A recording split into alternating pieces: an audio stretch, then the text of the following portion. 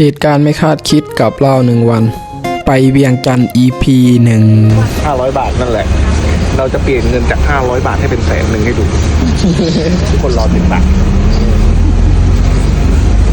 หลังจากซื้อตัวแล้วก็จำบัตรออกมาทุกคนแล้วก็ขึ้นรถมาแล้วก็รถก็เต็มเนาะก็ต้องได้ยืนเอาซ้ำๆหอนดาลานพังเหล่าทุกคนเลยเนาะคือคลิปก่อนที่บ่าวน้อมบอกไปเนาะทุกคนบ่าวน้อมบ่ได้มาขายของเด้อพี่น้องบ่าวน้อมมาเก็บบุตรกลับไปพังไทยคือเก่าเนาะทุกคนบุตรนะผากใบหวานหยาดบ่าวน้อมแล้วก็สีเอาไปพังไทยต่อทุกคนบ่ฮู้ว่าสีแพงสำไรเนาะฝาสีขามจากพังลาวมาประเทศไทย